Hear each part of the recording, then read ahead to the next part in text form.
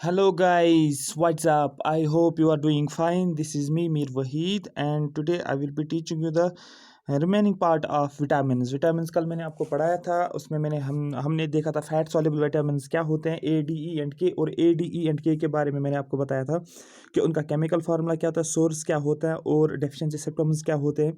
अगर उसकी कमी होगी तो क्या प्रॉब्लम्स आती है और अगर वो एक्सेस में होगा तो क्या होगा। सोर्सेज क्या है वो भी मैंने आपको बताया था, ए डी एंड के क्वेश्चन पूछा जाता है, राइट। तो वो मैंने आपको बताया था, राइट। तो ये हो गया था कंप्लीट। अब आज जो हम पढ़ने वाले हैं वो है वाटर सॉल्युबल विटामिन्स, और पढ़ेंगे हम प्रोटीन्स और फैट्स और माइक्रो और मैक्रो न्यूट्रिएंट्स का लिस्ट हम पढ़ेंगे, क्योंकि मैक्रो और माइक्रो न्यूट्रिएंट्स का लिस्ट आता है कि which of the following is a micro nutrient, which of the following is a macro nutrient. ये आपको जहन में रखना है। So I am presenting this series through Waheed Saras Academy, right.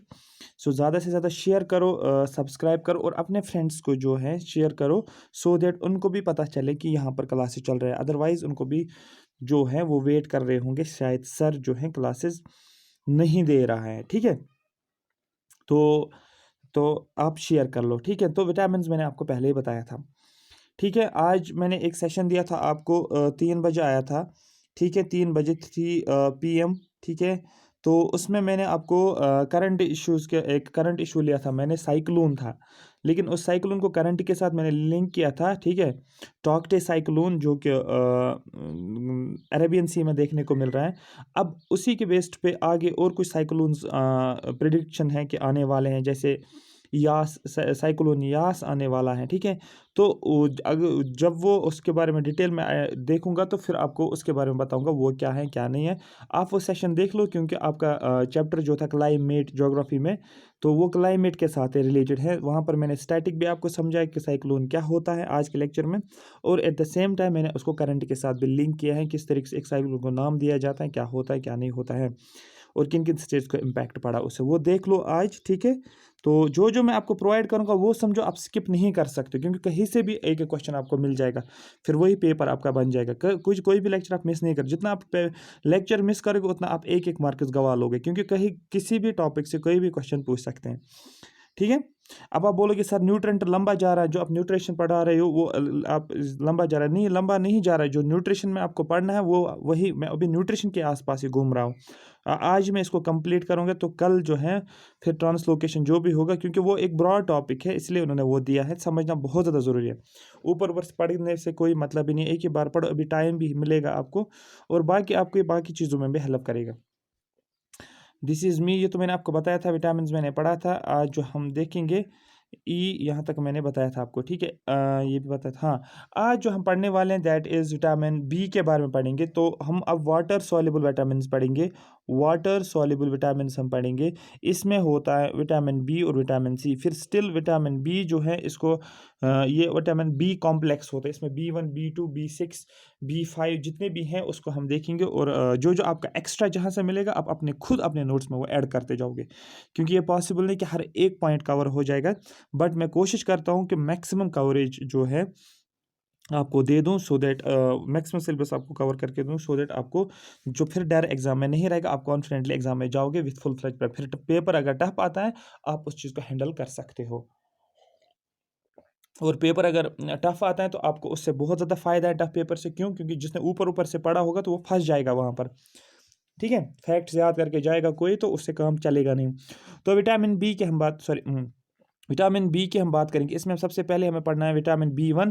याद रखना इसका केमिकल नेम क्या है, थाइमीन। याद रखना कि विटामिन B1 का नाम थाइमीन है। नंबर सेकंड याद रखो विटामिन B2 राइबोफ्लेविन। याद रखना B1 थाइमीन है, B2 राइबोफ्लेविन है, B6 जो है पायरोडॉक्सिन पूछा जाता है, पायरोडॉक्सिन याद रखना। Vitamin B1 thiamine, vitamin B2 riboflavin, vitamin B6 जो है दैट इज पायरोडॉक्सिन। और ये आपको याद रखना है, ठीक। अभी मैं टेबल से भी आपको बताऊंगा किसका और क्या नाम है। चलो टेबल पे दिखाता हूँ थोड़ा सा, सो दैट आप जो है, जैसे मैंने यहाँ पर दिखाया विटामिन B1 थाइमीन, इसको थोड़ा सा जूम करता हूँ सो दैट आप इसको केमिकल नेम से याद रख सकते हो, ठीक है। B1 थाइमीन है, B2 राइबोफ्लेविन है, ठीक है। उसके बाद जो है B3 याद रखो, B3 पूछा जाता है ठीक है, नियासिन पूछा जाता है, B3 नियासिन और निकोटिनिक एसिड। कंफ्यूज नहीं होना कि निकोटिनिक एसिड कौन सा है, आपको बोलना है नियासिन या निकोटिनिक एसिड। यहाँ से देखो B3 मैंने B3 बोला नियासिन, दैट में NI से शुरू होता है ना, NIA नियासिन। और यहाँ पर देखो, और जो निकोटिनिक जो है ये भी NI से शुरू होता है, तो दैट मीन्स इस तरीके से आप याद रख सकते हो, आप कंफ्यूज नहीं हो जाओगे। मतलब नियासिन जो है एक्चुअली निकोटिनिक एसिड भी होता है। 5 B5 को बोलते हैं पेंटोथिनिक एसिड। अब आप बोलोगे पेंटा कैसे याद रखें, क्योंकि 5 को पेंटा ही बोला जाता है। पेंटा, ऑक्टा, हेक्सा जो होता है, पेंटा जो होता है ये 5 ही होता है, हेक्सा जो होता है ये 6 होता है, इसलिए आपको याद रखना है। और B6 मैंने आपको बोला अभी पायरोडॉक्सिन। B12 पूछा जाता है साइनोकोबैलेमिन। ये क्वेश्चन बहुत सारे एग्जाम से पूछे गए हैं, बहुत सारे एग्जाम जितने भी हैं, वो क्यों ना JKSSB हो, वो क्यों ना SSC CGL हो, वो क्यों ना CDS के एग्जाम हो, वो KS के एग्जाम्स होते हैं, ये पूछा जाता है B12 में ये क्वेश्चन पूछा जाता है, इसमें क्या देखने को मिल रहा है, कौन सा एलिमेंट जो है इसमें है, आपको बोलना है कोबाल्ट। ठीक है, कोबाल्ट, क्योंकि तभी तो नाम इसको साइनोकोबैलेमिन। कोबैलेमिन का मतलब कोबाल्ट, कोबैलेमिन का मतलब कोबाल्ट, इसलिए यहाँ पर कुछ क्वेश्चन अगर पूछे आपको बोलना है कोबाल्ट होता है इसमें। ये मैंने आपको बता दिया, ये तो बी के हो गए। ठीक है, अभी जब सी और डी सी के ऊपर आ जाएंगे तो फिर हम पढ़ेंगे। तो यहाँ तक मैंने आपको बता दिया सबके केमिकल नेम। अब हम इसको थोड़ा सा डिटेल में पढ़ेंगे। विटामिन B1 जो है ये इसका सोर्स क्या है, किस में होता है, स्प्राउट्स और यीस्ट में देखने को मिल रहा है। क्वेश्चन पूछा जाएगा आपको क्या विटामिन बी को खाने के लिए आपके पास क्या होना है, आपको बोलना है स्प्राउट्स और यीस्ट में विटामिन B1 होता है। और उसके बाद डेफिशिएंसी डिजीज, अगर डेफिशिएंसी हो जाएगी तो एक डिजीज होती है जिसको बोलते हैं बेरी बेरी, याद रखना पूछा जाता है बेरी बेरी जो है ये किसकी वजह से होता है, आपको बोलना है विटामिन B1 की डेफिशिएंसी से होता है।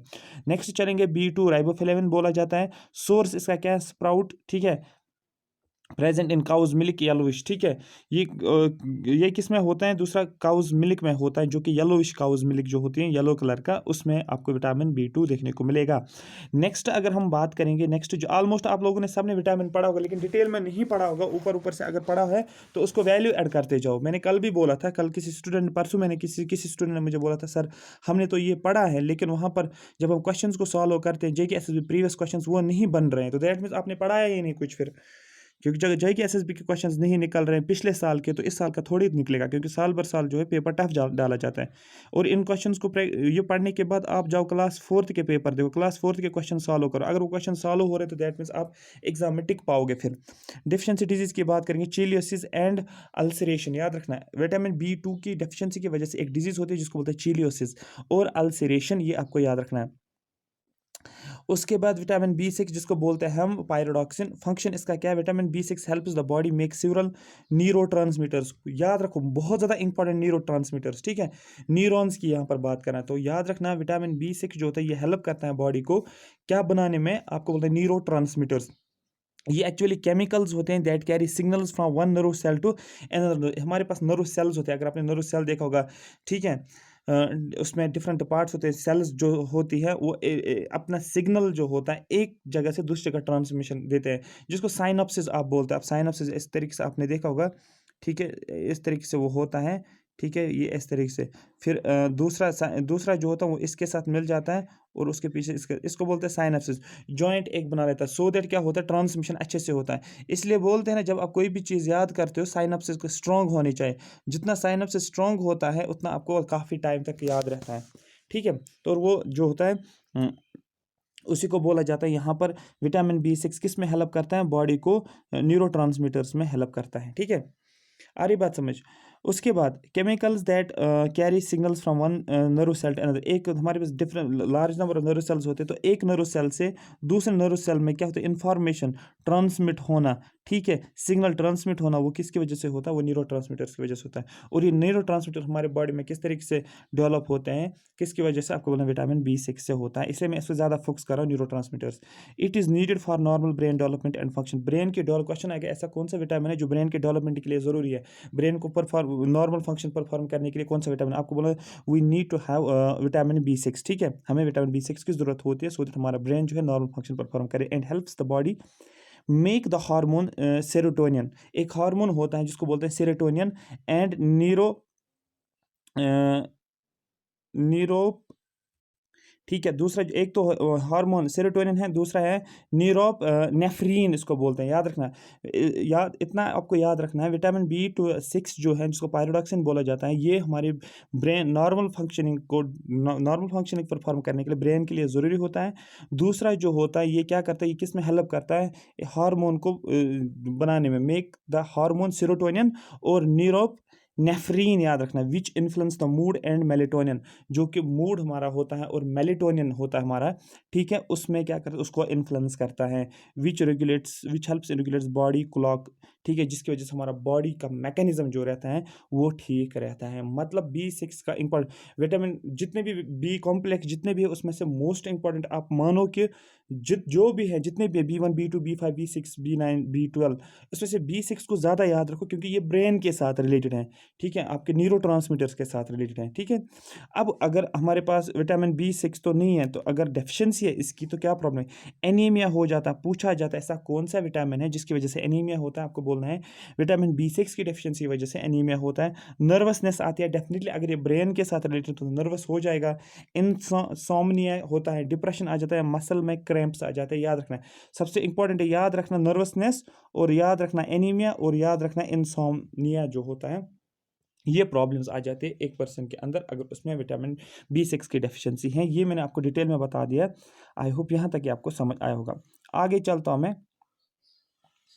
अब क्वेश्चन है कि सर विटामिन B1 किस में है, जो थायमिन आपने बोला वो क्या खाना चाहिए हमें विटामिन B1 मिलना चाहिए, आपको बोलना है लिग्यूम्स होती है, ठीक है, लेग्यूम्स होते हैं हमारे पास, होल ग्रेन्स होते हैं, नट्स होते हैं, ये आपको याद रखना है। उसके बाद पूछा जाएगा इसकी वजह से डिजीज़ कौन सी, अभी मैंने बोला बेरी एक डिजीज़ होती है। अब नेक्स्ट जो होता है राइबोफ्लेविन, जिसको बोला जाए B2 राइबोफ्लेविन, आपको बोला एग में होता है, मिल्क में होता है, चीज़ नट्स और ब्रेड में होता है। और इसकी वजह से प्रॉब्लम्स क्या आती है, क्या डेफिशिएंसी डिजीज़ कौन सी, इन्फ्लेमेशन ऑफ टंग में इन्फेक्शन हो जाता है, और जो हमारे पास सोर, ठीक है, सोर्स इन द, बस इतना याद रखो, इन्फ्लेमेशन इन टंग, यहाँ पर कट हुआ है, इसमें पूरा नहीं लिखा है। B3 जिसको बोलते हैं नियासिन, या इसको निकोटिनिक एसिड बोलते हैं, meat fish peanuts whole grain में है। अगर B3 की डेफिशिएंसी तो क्या हो जाएगा, आपको बोलना स्किन डिजीज़ होती है, डिप्रेशन आ जाता है, डेमनीशिया आ जाता है, भूलने की बीमारी हो जाती है, ठीक है, और डायरिया हो जाता है, याद रखना।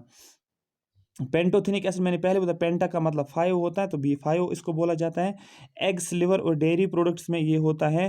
तो मसल क्रैम्प्स या प्लेग्रा, याद रखना, प्लेग्रा पूछा जाता है, प्लेग्रा याद रखना, प्लेग्रा किसकी वजह से होता है, आपको बोला प्लेग्रा होता है पेंटोथेनिक एसिड की वजह से। फिटीग और मसल क्रैम्प, ज़्यादातर प्लेग्रा पूछा जाता है, इसलिए मैं यहाँ पर हाईलाइट किया मैंने।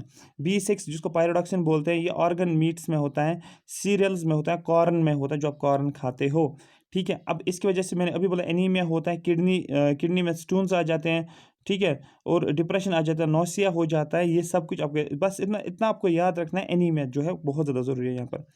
उसके बाद जो है B12 जिसको साइनोकोबैलामिन, मैंने आपको बोला साइनोकोबैलामिन मतलब कोबाल्ट की बात, ये मीट और फिश में होता है।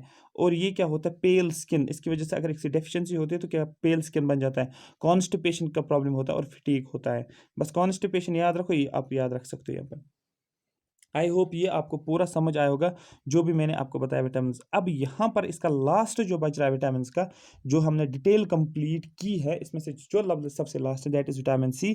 एस्कॉर्बिक एसिड पूछा गया है एग्जाम में कि एस्कॉर्बिक एसिड किसको बोलते हैं, आपको ना विटामिन C को सबसे पहला सोर्स, ठीक है।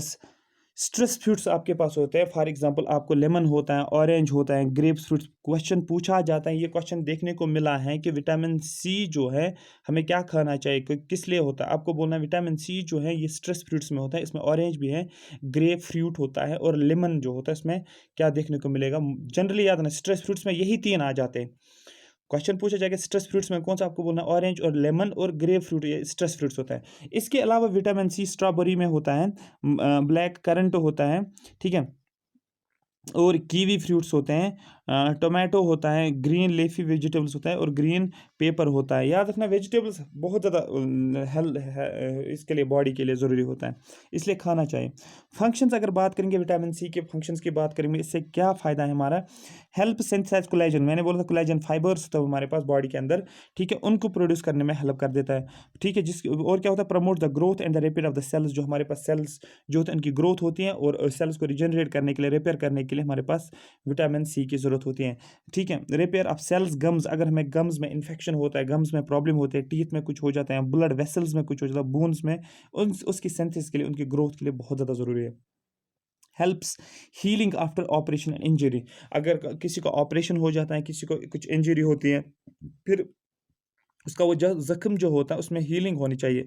वो हीलिंग के लिए आपको ज़रूर लेना पड़ता है कि विटामिन सी जो है आपको लेना होता है। Helps calcium and iron absorption, calcium और आयरन को एब्जॉर्प्शन में हेल्प कर देता है। एनहांस इम्यूनिटी, इम्यूनिटी को स्ट्रॉन्ग करने के लिए we need to have the vitamin C, we need to consume vitamin C. Question पूछा जाता है यहाँ से इसके डेफिशिएंसी से, क्वेश्चन पूछा जाएगा कि जो विटामिन सी की डेफिशिएंसी अगर है तो क्या होगा, आपको बोलना सिकर वे, बस इतना एक ही याद रखो, ये बहुत ज़्यादा इंपॉर्टेंट, इसलिए मैं यहाँ पर ज़्यादा फोकस कर रहा हूँ, क्योंकि सिकर वे पे हर साल आपको क्वेश्चन देखने को मिला। अगर विटामिन सी से क्वेश्चन पूछेंगे तो इसका केमिकल फार्मूला जो होता है, जिसको एस्कॉर्बिक एसिड बोलते हैं, और यहाँ पूछा जाएगा उसका सोर्स क्या, आपको बोलना है स्ट्रेस फ्रूट्स जो होते हैं, और तीसरा पूछा जाता है इसका डेफिशिएंसी सिम्पटम सिकर वे होता है। ये की 3 पॉइंट्स मैंने बोला, ये आपको याद रखना। दूसरा होता है गम्स में प्रॉब्लम आते हैं, इन्फ्लेमेशन एंड ब्लीडिंग होते हैं, फॉल ऑफ टीथ, टीथ दांत निकल जाते हैं, ठीक है, ससेप्टिबिलिटी टू स्किन ब्लीडिंग, ठीक है, burst of capillary vessels, weakness, fatigue, bone pain, swollen and itching joints होता है। अगर आप ज़्यादा खाते हो, विटामिन सी एक्सेस में है, तो एब्डोमिनल पेन होता है, डायरिया होता है, किडनी स्टोन्स में प्रॉब्लम आ जाते हैं। तो किडनी स्टोन्स को बचने के लिए हमें विटामिन सी को देखना पड़ेगा कि विटामिन सी तो ज़्यादा नहीं है। आ रही बात समझ? आई होप ये पूरा कंप्लीट हो गया विटामिन जो भी है। कुछ इंपॉर्टेंट इसमें जो होगा मैं आपको वो विटामिन के जो भी है, K1 K2 K3, वो मैं आपको सेंड करूँगा पीडीएफ के साथ, आप उसको खुद पढ़ लेना, जो भी होगा वो ऐड करते जाना, ठीक है। अब नेक्स्ट जो हमारे पास next point of discussion is proteins, उसके बाद हम प्रोटीन्स के बाद हम फैट्स और मिनरल्स करेंगे, तो और आपका जो है ये अच्छे तरीके से फुल फ्लेज तरीके से कवर हो जाएगा और आपको फिर चिंता करने की जरूरत नहीं है। प्रोटीन्स की बात करेंगे, सबसे पहला पॉइंट बोला जाता है प्रोटीन्स क्या होते हैं, ये कौन से सब्सटेंस होते हैं, नाइट्रोजिनस सब्सटेंस होते हैं। ये इसको हाईलाइट करो एग्जाम के लिए, सीधे लिखो एसएसबी के लिए ऊपर, नाइट्रोजन्स को कीवर्ड बना लो। तो याद रखना these are nitrogenous substances which are called as building blocks of the body. Question दिया जाएगा बिल्डिंग ब्लॉक्स के लिए, कौन सा बिल्डिंग ब्लॉक किसको बोला जाता है, आपको बोलना है बिल्डिंग ब्लॉक्स बोला जाता है, बॉडी के बिल्डिंग ब्लॉक्स को प्रोटीन्स बोला जाता है। फिर वहाँ पर फैट्स भी होगा, ठीक है, बहुत सारी चीज़ होगी, तो वहाँ पर फैट्स, कार्बोहाइड्रेट्स, प्रोटीन्स होगा, आपको बोलना है प्रोटीन जो होते हैं इनको नाम दिया जाता है building blocks of the body. दो क्वेश्चंस ऑलरेडी पूछे गए, एक तो ये नाइट्रोजन्स कंपाउंड है, दूसरा क्वेश्चन एमसीक्यू में आपको देखने को मिलेगा, इसको building blocks of the body बोलते हैं। One or more long chain of amino acids form proteins, question पूछा जाता है कि प्रोटीन्स किसकी कॉम्बिनेशन है, आपको बोलना है ये चेन ऑफ अमाइनो एसिड्स है, ऑलरेडी पूछा गया है। जब भी मैं यहाँ पर बोलूँगा ऑलरेडी पूछा गया, मतलब पूछा ही गया है, एग्जाम में है। आज ही ल्यूसेंट को चेक कर लो, क्वेश्चन को सॉल्व करो, ठीक है। अब रुकना नहीं है आप लोगों को, अब रुकने बैठोगे तो कंपटीशन टफ हो जाएगा फिर, ठीक है। जितना पॉसिबल है उतना कवर करते जाओ, इंशाल्लाह फिर देखते रहो आपका रिजल्ट कितना अच्छा आ जाएगा। तो मैंने क्या बोला यहाँ पर, मैंने बोला जो नाइट्रोजनस कंपाउंड्स है, ये नाइट्रोजन सब्सटेंस है, दूसरा बिल्डिंग ब्लॉक है, तीसरा जो है ये chain of amino acids. Amino acids मिल जाते हैं, ये सपोज अमाइनो एसिड A1 मैंने लिखा, A2 मैंने लिखा, A3 देखने को मिल रहा है, ये कॉम्बिनेशन होते हैं, मिलते मिलते क्या बनता है, प्रोटीन्स बनते हैं, ठीक है, ठीक है। And form protein, nitrogen along with CHO, nitrogen जब किसके साथ मिलता है, CHO के साथ, are present in protein, nitrogen ये प्रोटीन में प्रेजेंट होता है, याद रखना नाइट्रोजन होता है किसके साथ, CHO के साथ, और ये किस में पाया जाता है, आपको प्रोटीन्स, मतलब जब हम प्रोटीन के स्ट्रक्चर देखेंगे वहां से आपको पता चलेगा, एक तो CHO होगा, एक तो CH वाले कंपाउंड्स होंगे, और उसके साथ कहीं ना कहीं पर तो नाइट्रोजन होगा ही। जब ये आप देखोगे स्ट्रक्चर, आपको पता चलेगा ये प्रोटीन होना चाहिए, राइट। एक सेकंड रुको, हाँ। अब नेक्स्ट जो है पॉइंट ऑफ डिस्कशन इज वो है फंक्शंस इसके, ठीक है। फंक्शंस किसकी फंक्शंस, प्रोटीन्स के function, essential for formation and growth of cells and tissues, cell growth और टिश्यूज को ग्रो करने के लिए हमारे पास विटामिन इसका प्रोटीन्स का होना बहुत ज़रूरी होता है। Vital in the maintenance of body tissues, ठीक है, including development and repair, body tissues के लिए ज़रूरी होता है, ठीक है, मेंटेनेंस के लिए और डेवलपमेंट और रिपेयर के लिए। याद रखना ग्रोथ एंड डेवलपमेंट याद रखना, सेल्स और टिश्यू, जहाँ पर सेल और टिश्यू देखोगे आपको समझ आना चाहिए कि ये प्रोटीन्स की बात कर रहे हैं। उसके बाद provide energy to the body, definitely एक तो ये बॉडी बिल्डिंग के लिए तो है, ठीक है, और दूसरा दूसरा एनर्जी भी प्रोवाइड कर, acts as an enzyme. Question पूछा जाएगा ऐसा कौन सा है जो एक्ट कर रहा है एज एन एंजाइम। आपको बोलना है जितने भी हमारे पास न्यूट्रिएंट्स हैं, कार्बोहाइड्रेट्स, फैट्स हैं, ठीक है, 6 एसेंशियल न्यूट्रिएंट्स जितने भी हैं हमारे पास 6, उनमें से सबसे मोस्ट इंपॉर्टेंट बोला जाता है प्रोटीन ही, क्योंकि ये एक्ट कर रहा है as an enzymes, helps in developing genetic characteristics, that means DNA VNA में इसका रोल रहता है। क्योंकि अगर आप डीएनए सुना होगा, डीएनए डीऑक्सीराइबोन्यूक्लिक एसिड, क्वेश्चन पूछा जाता है तो डीएनए में क्या होता है, डीएनए एक्चुअली होता है वो अमाइनो एसिड्स होता है, उसमें नाइट्रोजनस कंपाउंड, नाइट्रोजनस बेसिस होते हैं। पता नहीं आपने पढ़ा होगा या नहीं, तो उसमें नाइट्रोजनस बेस होते हैं, ठीक है, adenine, thymine, guanine, cytosine, uracil जो भी होता है, ठीक है। तो ये सभी चीज़ें आपको देखने को मिलेगा। मतलब ये याद रखो, जेनेटिक कैरेक्टरिस्टिक्स के लिए, डीएनए के लिए सबसे ज़्यादा इंपॉर्टेंट कौन सा होता है, कौन सा न्यूट्रिएंट्स होते हैं, आपको बोलना है वो होता है, क्या बोलते हैं उसको, क्या है यार, प्रोटीन्स होती है, ठीक है। क्वेश्चन है फिर प्रोटीन्स किस में है, जो जिम करते हैं ना, जिम में ज़्यादा चाहिए बॉडी बिल्डिंग के लिए, तो वो क्या कहते हैं, उनको मीट भी चाहिए, उनको फिश भी चाहिए, उनको एग भी चाहिए, उनको बीन्स भी चाहिए, उनको योगर्ट भी होना चाहिए, उनको लेंटिल्स भी होना चाहिए, उनको सोयाबीन शायद है ये होना चाहिए, ठीक है। याद रखो, meat, fish, eggs, beans, eggs तो हम सबको पता है कि जिम वाले एग्स ही ज़्यादा खाते हैं, मीट फिश की भी ज़रूरत होती है उनको, वो उनको ट्रेनर बोलता है, जो जिम ट्रेनर होता है वो बता देता है, वो लिस्ट देता है किस तरीके से क्या होता है। आ रही बात समझ, तो उसके बाद फिर प्रॉब्लम है कि अगर विटामिन सी की डेफिशिएंसी है, सॉरी अगर प्रोटीन्स की डेफिशिएंसी है या प्रोटीन्स कम है, सॉरी प्रोटीन्स की डेफिशिएंसी या प्रोटीन ज़्यादा है, तो क्या प्रॉब्लम्स आ जाते हैं। दो डिजीज़ का नाम आपने सुना होगा, एक है कवशकार, कवशरकार, याद रखना, कवशकार बोलो जो भी बोलना है। दूसरा होता है मरासमस, याद रखना, मरासमस, ठीक है, मरासमस एक हो गया, दूसरा होता है कवशरकार, याद रखा, कवशरकार, ठीक है, या कवशकार भी बोल सकते हैं। याद रखना, क्वेश्चन पूछा जाता है कि अगर डेफिशिएंसी होगी किसकी, प्रोटीन्स की डेफिशिएंसी होती तब कवशकार होता है, याद रखना, कवशकार होता है, याद रखना, कवशकार किसकी वजह से होता है, जब प्रोटीन्स की डेफिशिएंसी होती है, ना कि एक्सेस। ये हो गया एक। दूसरा होता है, हाँ, दूसरा होता है काज बाय सीवियर डेफिशिएंसी, अगर प्रोटीन्स की फिर से डेफिशिएंसी होती है, फिर उससे क्या होता है, दूसरी दोनों डेफिशिएंसी की प्रॉब्लम्स है। मैंने बोला था ना, इसको आपको ध्यान से देखना है। कभी ये बोलेगा कि ये बताओ कि कवशकार जो है ये प्रोटीन्स की वजह से होता है, फिर ऑप्शन में लिखा होगा क्या ये प्रोटीन डेफिशिएंसी की वजह से होता है, क्या ये प्रोटीन इन एक्सेस की वजह से होता है, ओवरडोज की वजह से होता है। आपको बोलना है दोनों, मरसमस की बात करो आप या आप कवशकार की बात करो, दोनों जो होता है ये डेफिशिएंसी की वजह से होता है, प्रोटीन्स की डेफिशिएंसी की वजह से। ये बहुत ज़्यादा की इंपॉर्टेंट था यहाँ पर। फिर आप बोलोगे सर दोनों जब होते हैं डेफिशिएंसी की वजह से, तो फिर किस में क्या होता है, किस किस पर्सन में क्या होता है, देखते हैं हम। काज्ड बाय, सबसे पहला point, caused by the deficiency of proteins in diet, जब डाइट में हमारी प्रोटीन्स में हमारी डाइट में प्रोटीन्स नहीं होते तो उसकी वजह से ही प्रॉब्लम आ जाते हैं। With calories mostly from carbohydrate source like rice and bananas, ठीक है।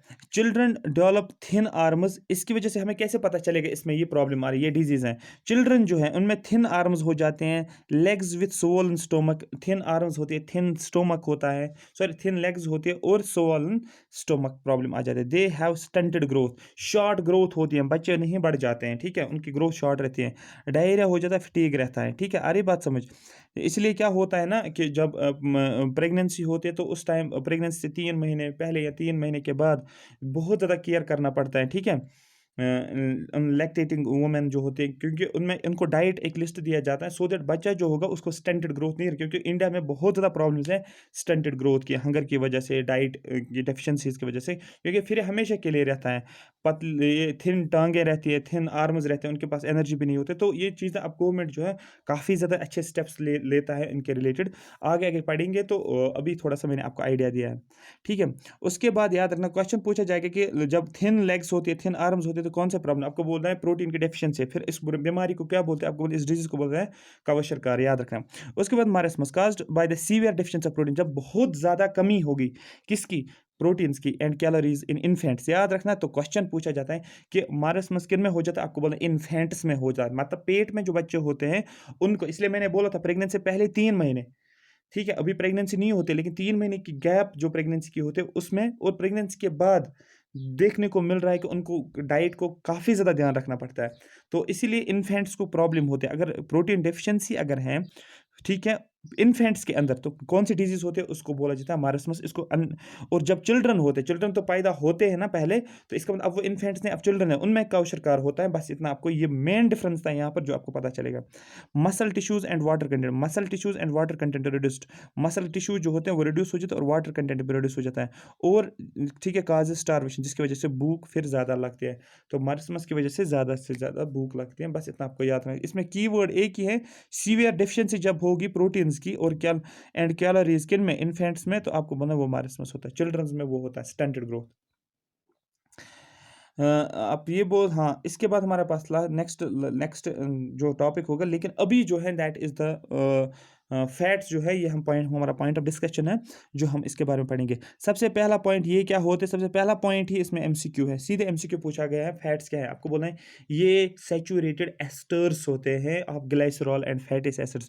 क्वेश्चन पूछा जाता है fats are the saturated esters, आप वहाँ पर ऑप्शन दोगे ग्लाइसरॉल एंड फैटी एसिड्स, और भी कुछ दोगा, कुछ दिया अगर nitrogen and fatty acid, glycerol and nitrogen, तो आपको बोलना ग्लाइसरॉल एंड फैटी एसिड्स जो हैं इनके एस्टर्स होते हैं। अभी एस्टर्स क्या है यहाँ पर पढ़ने की जरूरत नहीं। क्वेश्चन कोई अनसैचुरेटेड है या सैचुरेटेड, आपको बोलना है सैचुरेटेड। ये भी पता होगा आपको, केमिस्ट्री में पढ़ा होगा सैचुरेटेड और अनसैचुरेटेड में क्या होता है, ये भी पता है, यहाँ पर बोलने की जरूरत नहीं, बस इतना याद रखो, saturated asters of glycerol and fatty acids. उसके बाद फंक्शंस क्या है फैट्स की, जब हम फैट्स खाते हैं तो क्या होता है, प्रोवाइड एनर्जी, एनर्जी तो मिलते हैं, प्रोटेक्ट्स ऑर्गन्स फ्रॉम इंजुरीज, हमारी बॉडी इंजुरी से बचती है। ठीक है, जैसे अगर आपने देखा होगा एनिमल्स, ऐसे टाइगर होता है, लायन होता है, ठीक है, उनके ऊपर क्या होता है, फैटी स्किन होता है, सो दैट वो क्या करते हैं, उनको प्रोटेक्शन मिलती है उससे। अगर उनको कोई चोट आती है, कोई जख्म लगता है, तो वो उनको फील उतना उनको जो नहीं लगता कि हमें जख्म भी लग गया, ठीक है, क्योंकि उनके ऊपर स्किन के ऊपर बहुत ज़्यादा फैट्स होते हैं उसके अंदर। Protect skin from losing heat, और क्या होता है, हीट लॉस से बच जाते हैं। इसलिए जो ऐसे ऐसे एनिमल्स जो होते हैं, जो बियर ले लो, ठीक है, पोलर बियर ले लो, या ऐसे एनिमल्स ले लो जो कोल्डर रीजन्स में रहते हैं, आइस पोल्स में रहते हैं, ठीक है, उनकी स्किन जो होती है काफ़ी मोटी स्किन होती है, क्योंकि एक्चुअली वो क्या होता है, उनके अंदर फैट ज़्यादा होता है जो कि उनको हीट लॉस से बचा देता है, उनको हीट लॉस नहीं होता है और वो उस टेम्परेचर में सर्वाइव करते हैं। ये कॉन्सेप्ट भी आपको समझ आया होगा क्या रीज़न होता है एक्चुअली। और जो कोल्ड प्लेस में रहते हैं मतलब लोग ने, जो कोल्ड प्लेस में एनिमल्स रहते हैं, उनका एयर जो होता है, एयर स्मॉल होती है। इसके पीछे क्या रीज़न है, क्योंकि एयर से भी हीट लॉस होता है। जब एयर स्मॉल होगी डेफिनेटली हीट लॉस कम हो जाएगा और वो उस कोल्ड रीजन में जो है ज़िंदा रह सकते हैं। सोर्स फिर ये क्या है, ये फैट्स किस किस में देखने को मिल रहा है। Animal fats are saturated in nature, question पूछे जो एनिमल्स के फैट्स होते हैं क्या वो सैचुरेटेड है अनसैचुरेटेड, आपको बोलना सैचुरेटेड है। And found in milk, meat, cheese, butter, आपके मिल्क अगर खाओगे उसमें भी आपको फैट मिलेगा, मीट खाओगे, ठीक है, उसमें भी फैट मिलेगा, आप चीज़ खा लोगे फैट होगा, बटर खाओगे फैट होगा। They are also found extensively in red meat, जो रेड मीट होता है उसमें भी देखने को मिलेगा। Vegetable fats are trans saturated and their, याद रखना, animal fat saturated, keyword animal fats are saturated और vegetable fats are trans saturated and their sources are nut, coconut, mustard, almond. Question पूछा जाएगा कि नट्स में फैट्स होते हैं, आप बोल गए यस नट्स में फैट्स होता है। क्वेश्चन पूछा जाएगा आपको कि क्या मस्टर्ड में फैट्स होता है, आपको बोलना है यस मस्टर्ड में जो है फैट्स देखने को मिल रहा है। फिर आपको पूछा जाएगा क्या आलमंड में फैट्स होते हैं, आपको बोलना आलमंड में भी फैट्स होते हैं। इनको बोला जाता है ये ट्रांस सैचुरेट है, वेजिटेबल फैट्स इनको बोला जाता है। आई होप ये बात आपको पूरी समझ आएगी। कीवर्ड ये सैचुरेटेड एस्टर्स होते हैं ग्लिसरॉल का। दूसरी बात, जो इंजरी को हेल्प करने में फैट्स चाहिए। बॉडी बिल्डिंग तो आपको पता है प्रोटीन चाहिए, ठीक है, एनर्जी, इंस्टेंट एनर्जी के लिए कार्बोहाइड्रेट चाहिए, ठीक है, हीट लॉस को बचने के लिए हमें फैट्स की जरूरत होती है। एनिमल फैट्स मैंने बोला ये सैचुरेटेड होता है, किस किस में होता है ये भी मैंने बताया। वेजिटेबल फैट जो मैंने बोला आपको ये ट्रांस सैचुरेटेड होता है, किस किस में होता है ये भी मैंने आपको बता दिया। ये कीवर्ड्स है जो आपको लिखना है। क्वेश्चन है फिर डिजीज, अगर इसकी डेफिशिएंसी होगी, फॉर एग्जांपल और ज़्यादा यूज़ करोगे, किसको, फैट्स को यूज़ करोगे तो क्या हो जाएगा, over consumption and excessive presence of fat can cause heart disease. इसलिए बोलते हैं ना इसको, ये क्या बोलते हैं उसको, जब डॉक्टर के पास जाता है तो फैटी लिवर होता है, या जिसकी वजह से प्रॉब्लम्स आ जाती है, हार्ट प्रॉब्लम्स आ जाते हैं इस फैट की वजह से, ठीक है। फिर बोला जाता है फैट को रिड्यूस करो, दूसरा एक्सरसाइज करना शुरू कर दो, ठीक है, फैटी चीज़ें मत खाया करो, इससे फैटी लिवर हो जाता है, हार्ट में प्रॉब्लम्स आ जाती है और हार्ट बीटिंग जो होती है हार्ट अटैक ये मेजर इशू आजकल के टाइम पे, क्योंकि हम फैटी चीज़ें खाते हैं, ऑयल खाते हैं, चीज़ खाते हैं, बटर खाते हैं, उससे क्या होता है फिर हम एक्सरसाइज भी नहीं करते, तो जिसकी वजह से क्या होता है फैट एक्यूमुलेशन हो जाता है डिफरेंट ऑर्गन्स में, जिसकी वजह से हमें फिर प्रॉब्लम्स आ जाती है। ये तो आजकल 80-90% पॉपुलेशन में देखने को मिल रहा है। इसलिए इसलिए फैट्स को अगर कंज्यूम भी करना है बट आपको एक्सरसाइज करनी बहुत ज़्यादा ज़रूरी है। तो डिजीज़ की बात करेंगे, ठीक है। Over consumption and excessive presence of fat can cause heart disease, या तो हार्ट डिजीज किस वजह से, तो फैट्स की वजह से। एंड हाई बीपी होता है, क्या होता है ना एक्चुअली जो ब्लड वेसल्स जो होते हैं वो कॉन्ट्रैक्ट हो जाते हैं, क्योंकि जब फैट डिपॉजिट, देखो मैं इसमें मैकेनिज्म एक्चुअली क्या थोड़ा सा समझो आपको थोड़ा सा। ये अगर सपोज एक वेसल है, ठीक है, ब्लड वेसल है, तो यहाँ से ब्लड फ्लो कर रहा है, ब्लड फ्लो कर रहा है, लेकिन अगर आप फैट्स अपने ज़्यादा खाए होगा तो क्या होता है, ये ब्लड वेसल ये फैट डिपॉजिशन हो जाता है, ठीक है, ये फैट डिपॉजिशन, ये फैट्स की लेयर या फिर फैट्स की लेयर हो जाती है। तो जब फैट डिपॉजिशन हो जाता है तो यहाँ पर ब्लड जो होता है, ब्लड को कम स्पेस मिलते हैं जाने के लिए, ठीक है, अभी तक अच्छे से चल रहा था, लेकिन फैट डिपॉजिशन होने की वजह से ब्लड में क्या आ गया, उसको स्पेस कम मिलते हैं, तो अब यहाँ पर क्या होता है ब्लड प्रेशर जनरेट होता है, ठीक है। अगर आपने देखो पाइप के, एक बड़ी पाइप होती है उसके पानी फ्लो होता है और छोटी पाइप होती है, छोटी पाइप में प्रेशर ज़्यादा होता है एज कम्पेयर टू बड़ी पाइप से, क्योंकि उसको जो होता है फ्लो करने के लिए उसको क्रॉस सेक्शन जो होता है या एरिया जो होता है बहुत कम होता है, फ्लूइड अंडर प्रेशर होता है, जिसकी वजह से क्या होता है वो ब्लड प्रेशर बढ़ जाता है। आ रही बात समझ, इसीलिए ब्लड प्रेशर प्रॉब्लम्स होती है फैट्स की वजह से, आपको पता होना चाहिए, नॉलेज खुद के ऊपर भी अप्लाई करनी होती है, सिर्फ पढ़ना ही नहीं होता है। लास्ट आप ये डिस्कशन हम करेंगे।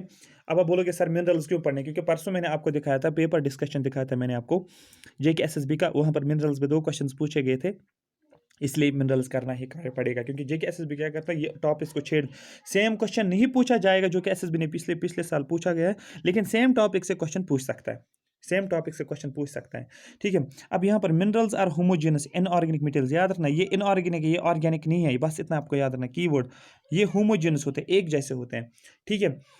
अब याद रखो यहाँ पर inorganic materials which controls the metabolism of our body, question पूछा जाएगा हमारी बॉडी को मेटाबॉलिज्म को कंट्रोल करने के लिए we need to have minerals, ठीक है।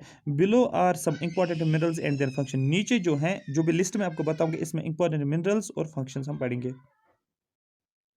हम्म तो यहाँ पर मिनरल्स, कुछ मिनरल्स का नाम मैं बोलूँगा, उनका सोर्स और उनका फंक्शन बोलूँगा, याद रखना, मैं बताऊंगा कौन कौन सा याद रखना। सबसे पहले सोडियम की बात करेंगे, सोडियम साल्ट में होता है, फिश में होता है, NaCl आपने पढ़ा होगा ना, NaCl जो जिसको बोला जाता है जो साल्ट आप यूज़ करते हो, ठीक है। सोडियम साल्ट जो सोडियम जो होता है ये साल्ट में होता है, फिश में होता है, मीट में होता है, वेजिटेबल्स में होता है, ये सोर्स बनेगा इसका। अब क्वेश्चन है कंट्रोल्स इलेक्ट्रोलाइट्स, इलेक्ट्रोलाइट्स जो है उसको कंट्रोल करता है, कौन सा सोडियम हम खाते हैं इलेक्ट्रोलाइट्स को कंट्रोल करता है, रिएक्शन होती है एक्चुअली केमिकल रिएक्शन, फिर इलेक्ट्रोलाइट्स को कंज्यूम करता है, ठीक है, कंट्रोल करता है। दूसरी बात contraction of muscles of our body, body में मसल कंट्रैक्शन होता है, ठीक है, मसल कंट्रैक्शन एक्सपेंशन आपने पढ़ा होगा बायो में, अगर पढ़ा है मसल कंट्रैक्शन में क्या करता है ये हेल्प करता है, ठीक है। कौन, आपको बोलना है मसल कंट्रैक्शन में किसका रोल होता है, आपको बोलना सोडियम का रोल होता है, ठीक है। फिर नेक्स्ट हम पढ़ेंगे क्लोरीन, क्लोरीन साल्ट में होता है, मिल्क में होता है, क्योंकि मैंने अभी बोला था NaCl, बोला था ना मैंने NaCl, तो इसका मतलब सोडियम किस में था, साल्ट में था, तो इस NaCl को ही साल्ट बोलते हैं, इसका मतलब साल्ट में क्लोरीन भी है, साल्ट में Na भी है, Na तो बोला मैंने, लेकिन अब साल्ट में Cl बन गया, ठीक है। तो Cl जो है साल्ट में है, मिल्क में, वेजिटेबल्स में, फ्रूट्स में। अब needed for proper proper fluid balance और स्टोमक एसिड, ठीक है, स्टोमक एसिड के लिए ज़रूरी है, जो स्टोमक में हमारे एसिड होता है उसको ख़त्म करने के लिए हमें चाहिए होता है कि क्लोरीन हम अच्छे तरीके से यूज़ करें। आ रही बात, सॉरी, फंक्शन क्या होता है, ये हमें क्या करता है, फ्लूइड बैलेंस रखता है, प्रॉपर फ्लूइड और स्टोमक एसिड्स में जो प्रॉब्लम्स होती है वो इसको खत्म कर लेता है। नेक्स्ट पढ़ेंगे हम पोटेशियम, सॉरी पोटेशियम, पोटेशियम जो होता है meat, milk, fruit, vegetables, whole grains में होता है, fluid balance, nervous transmission, muscle contraction, ये भी आपको याद रखना है। बस इतना आपको याद नहीं रखना, बस इतना आपको यार कौन कौन से मिनरल्स जो हम यूज़ करते हैं, मैं बताऊंगा कौन सा आपको ज़्यादा याद रखना है। नर्व ट्रांसमिशन के लिए ज़्यादा याद रखो, नर्व ट्रांसमिशन को कीवर्ड एक ही लिखना, और पोटेशियम याद रखना नर्व ट्रांसमिशन के लिए होता है, इसका मेन रोल नर्व ट्रांसमिशन में, मतलब ब्रेन के लिए। उसके बाद कैल्शियम की बात करेंगे, सबसे इंपॉर्टेंट है, पूछा गया है कैल्शियम, अगर आपको याद होगा, अगर पिछला पेपर आपने देखा वहाँ पर कैल्शियम पे बोला गया, तो याद रखना कैल्शियम जो होता है सबसे पहले मिल्क में होता है, मिल्क प्रोडक्ट्स में होता है, मिल्क एंड मिल्क प्रोडक्ट्स में होता है, एग्स में होता है, लेकिन इससे मोस्ट इंपॉर्टेंट इसका फंक्शन क्या है, strength for bones and teeth, bones के लिए किस चीज़ की जरूरत होती है, आपको बोलना है मेन रोल जो है कैल्शियम का हमारे बोन्स के लिए, ये बोन्स को स्ट्रेंथ देता है, और टीथ्स के लिए कैल्शियम का होना जरूरी है। अगर आप टूथपेस्ट देखोगे, पेस्ट जो होता है आपका, देख लेना उसमें कैल्शियम लिखा होगा कितना है, ठीक है, और बोन्स के लिए भी अगर आप कुछ कोई चीज़ यूज़ करते हो उसमें लिखा होगा कैल्शियम क्या होता है, ठीक है। आ रही बात समझ, तो याद रखना बोन्स के लिए विटामिन डी भी याद रखो, और आपको बोन्स के लिए याद रखना है कैल्शियम की बहुत ज़्यादा ज़रूरत है, जिसकी वजह से बोन्स को स्ट्रॉन्ग करने के लिए कैल्शियम की ज़रूरत है। ये बहुत ज़्यादा इंपॉर्टेंट, इसलिए मैंने 2-3 बार इसको रिपीट किया, इसको याद रखना ही पड़ेगा। उसके बाद फास्फोरस की बात करेंगे। फिर से दैट मीन्स अब अगर आप पेस्ट देखोगे, पेस्ट में आपको फिर से देखने को मिलेगा वहाँ पर strength of bones and teeth, that means calcium and phosphorus, CA and P दोनों इंपॉर्टेंट हैं किसके लिए, बोन्स और टीथ के लिए, याद रखना बोन्स और टीथ के लिए। तो दैट मीन्स आपको बनाना खाने चाहिए, ठीक है। पोल्ट्री जो मतलब एग्स जो होते हैं वो खा लो, मिल्क पी लो, उससे क्या मिलेगा आपको, बोन्स की स्ट्रेंथ और टीथ की स्ट्रेंथ जरूरी है। फिर होता है आयरन। आयरन किस में होता है, एग योक में, सबको पता है आयरन होता है एग योक में। जिस तरह वेजिटेबल्स में भी आयरन होता है, इसलिए बोला जाता है ना वेजिटेबल्स खा लो, आयरन की जरूरत होती है। उससे क्या होता है, क्योंकि आपको पता है हमारा हीमोग्लोबिन में आयरन ही है ना। जब आप पढ़ोगे ब्लड, आप पढ़ते हो वहाँ पर हीमोग्लोबिन की बात करें, हीमोग्लोबिन का मतलब ब्लड होता है, ब्लड रेड कलर होता है क्योंकि उसमें हीमोग्लोबिन होता है, ठीक है। और उस हीमोग्लोबिन में आयरन होता है, तो दैट मीन्स याद रखना वेजिटेबल्स बहुत ज़्यादा जरूरी है ब्लड के लिए। फॉर्म्स हीमोग्लोबिन है, ये वहाँ पर लिखा भी है, फॉर्म्स हीमोग्लोबिन आरबीसीज, आरबीसीज का मतलब रेड ब्लड सेल्स। मैंने पहले ही बोला था कल, हमारे पास 2 टाइप्स ऑफ सेल्स होते हैं, WBCs होती है और आरबीसीज होते हैं। तो दैट मीन्स आरबीसीज जो होते हैं ये रेड कलर की होती है, इसका 120 डेज लाइफ टाइम होता है, और इसका रेड कलर होता है because of the haemoglobin present, ठीक है। और उस हीमोग्लोबिन एक्चुअली में क्या होता है, वो आयरन इसमें होता है। आयोडीन तो पूछा गया, एक एग्जाम में ये भी पूछा गया, मैंने एक पेपर देखा था जेके इसने लिया था, जेके एसएसबी ने ही लिया था, तो उसमें लिखा गया है आयोडीन के बारे में। आपको पता है आयोडीन की वजह से क्या होता है, सबसे पहले ये एक आयोडाइज्ड साल्ट में होता है, सी फूड में होता है, डेफिनेटली सी फूड में आयोडीन तो होना ही चाहिए, क्योंकि सी जो होता है वहाँ पर साल्ट देखने को मिलता है, उसका टेस्ट साल्ट ही होता है। सलाइन जिसको बोलते हैं हम, सलाइन वाटर, उसमें साल्ट टेस्ट होता है और उसमें आयोडीन देखने को मिलेगा, ये तो कॉमन सेंस है। ग्रीन वेजिटेबल्स में भी आयोडीन होता है। अब यहाँ पर सिंथेसिस ऑफ थायरॉक्सिन, थायरॉक्सिन एक हार्मोन होता है, उसको सिंथेसिस के लिए आपको क्या करना है, आयोडीन का यूज़ करना है। और आपने ग्वाइटर का नाम सुनोगे, एक बीमारी होती है ग्वाइटर, ठीक है, वो किसकी वजह से, तो आपको बोलना डेफिशिएंसी, जब आयोडीन की डेफिशिएंसी होती है तो ग्वाइटर होता है। लेकिन यहाँ पर आपको याद रखना इसका मेन फंक्शन क्या है, थायरॉक्सिन की सिंथेसिस, ठीक है। हार्मोन बहुत ज़्यादा इंपॉर्टेंट हार्मोन है, अगर आपके सिलेबस में हार्मोन्स होते मैं पढ़ा लेते, लेकिन यहाँ पर इतना आपका याद रखो, सिंथेसिस ऑफ हार्मोन्स के लिए आयोडीन की जरूरत होती है। नेक्स्ट जो होते हैं मैग्नीशियम, मैंने आपको बोला है मैग्नीशियम याद रखना है। मैग्नीशियम जो होता है नट्स में, जो भी इसका सोर्स है या पढ़ लेना, nuts, seeds, grains, vegetables, making proteins, याद रखना प्रोटीन्स को बनने के लिए मैग्नीशियम का होना ज़रूरी है। मसल कंट्रैक्शन में भी हेल्प करता है और न्यूरो ट्रांसमिशन में भी हेल्प करता है, इम्यून सिस्टम को भी हेल्प करता है। आई होप ये बात आपको समझ आ रहा होगा।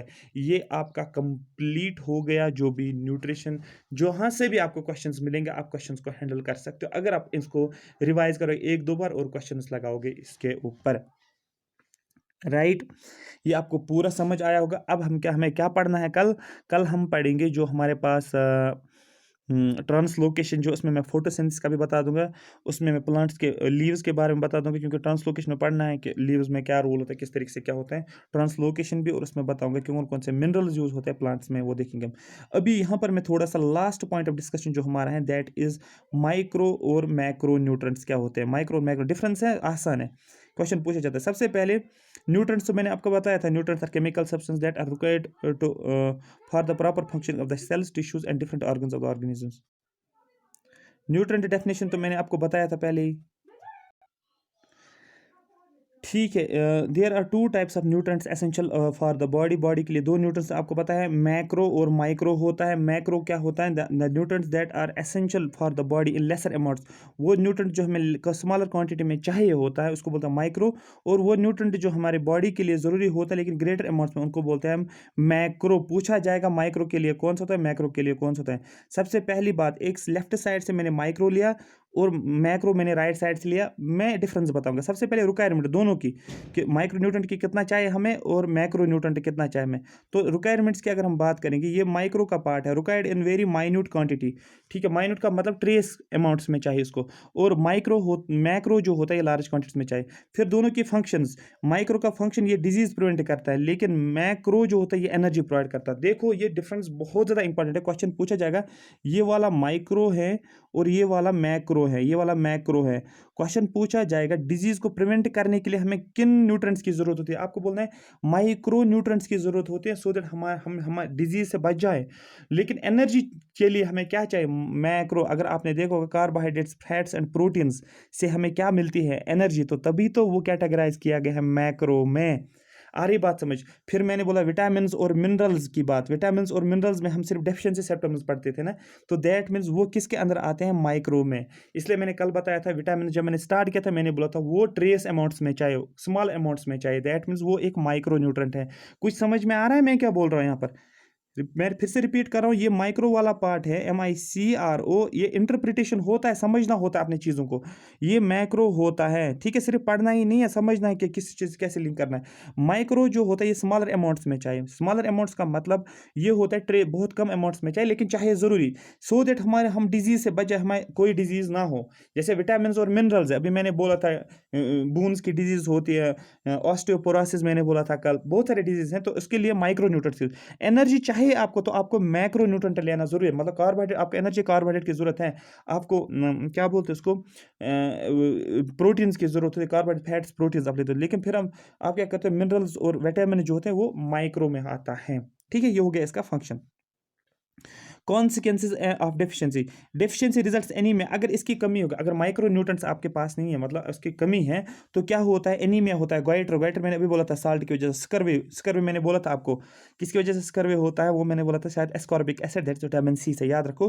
दैट मीन्स यहाँ पर इसकी वजह से डेफिशिएंसी जब आती है, मतलब ये कुछ डेफिशिएंसी मिनरल की भी लिखी गई है और कुछ डेफिशिएंसीज किसके लिए लिखी गई है, विटामिन की डेफिशिएंसी, मिनरल्स और विटामिन। तो यहाँ पर जो होता है, मैंने बोला था अभी प्रोटीन्स, प्रोटीन्स की मैंने बात की है, अगर प्रोटीन की डेफिशिएंसी होती है, आपको पता है क्वेश्चन है, दूसरा मरस्मस होता है और माल न्यूट्रिशन होता है, याद रखना इस चीज को।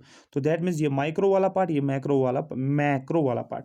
कॉन्सिक्वेंसेज एंड कंजम्पशन की बात करेंगे, ठीक है, कॉन्सिक्वेंसेज एंड कंजम्पशन, ये तो डेफिशिएंसी की वजह से, ठीक है, अगर कमी होगी तो कौन कौन से कॉन्सिक्वेंसेज होते हैं, तो एनीमिया, ये चीजें होती है, लेकिन अगर ज्यादा ओवर डोज लेते हो आप, मतलब over consumption of vitamin lead to liver and nerve damage, अगर विटामिन ज्यादा खाते हो लिवर में प्रॉब्लम आती है और नर्व डैमेज होता है, तो ये भी ध्यान रखना है।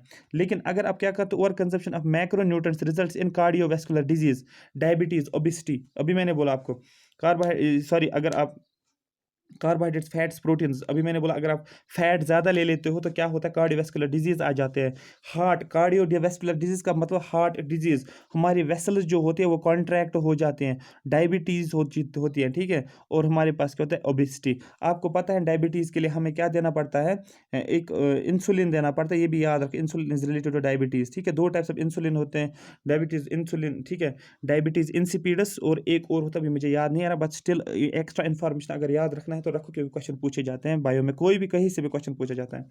फिर कॉन्सेंट्रेशन की बात करेंगे, ठीक है, कॉन्सेंट्रेशन की बात करेंगे, अवेलेबल इन माइन्यूट कॉन्सेंट्रेशन, ये तो पता ही आपको, माइक्रो जो होता है माइन्यूट कॉन्सेंट्रेशन, इनको ट्रेसेस भी बोलते हैं, ट्रेस अमाउंट्स, ट्रेस एलिमेंट्स भी, माइक्रो एलिमेंट्स, माइक्रो याद रखना, micro elements are also called as trace elements, मतलब जो स्मॉलर क्वांटिटी में हमें चाहिए। और मैं सॉरी, एक सेकंड रुको, एक सेकंड, लास्ट टाइम,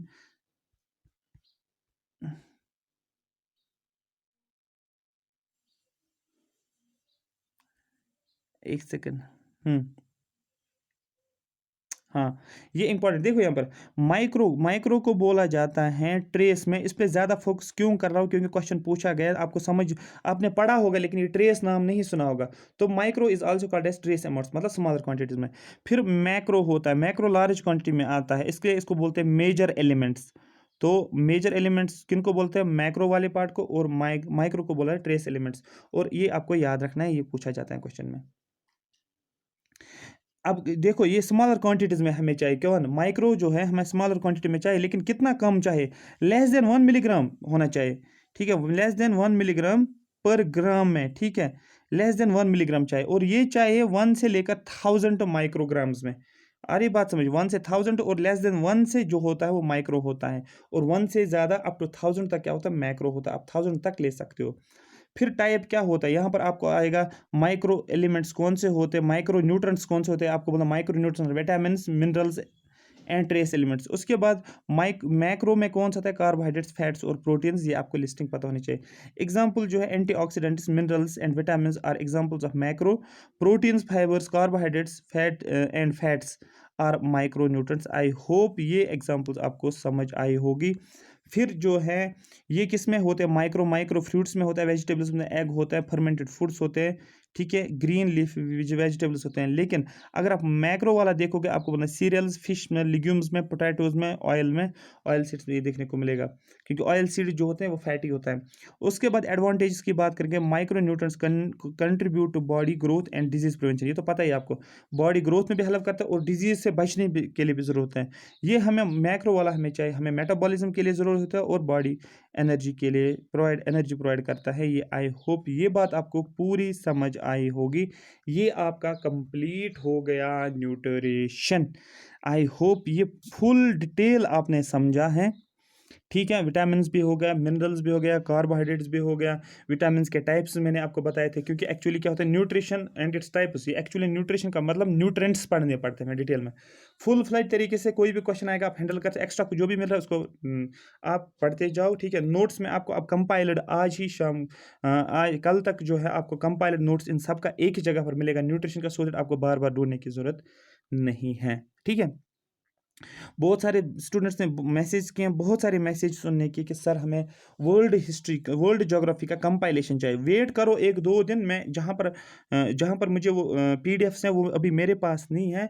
मैं जब वहाँ पर जाऊँगा तो मैं वहाँ पर क्या करूँगा, जो भी मेरे पास नोट्स है मैं उन नोट्स को फ़ोटो ले लूँगा। ठीक है, उनको आप एक कंपाइल्ड पीडीएफ करके आपको सेंड करूँगा। ठीक है, वर्ल्ड ज्योग्राफी का कोई टेंशन लेने की ज़रूरत नहीं है। अगर आपको ये सेशन अच्छा लगा तो ज़्यादा से ज़्यादा शेयर करो, ज़्यादा से ज़्यादा सब्सक्राइब करो और अपने फ्रेंड्स को भी बोलो कि जो है क्लासेस यहाँ पर चल रहे फ्री ऑफ कॉस्ट है।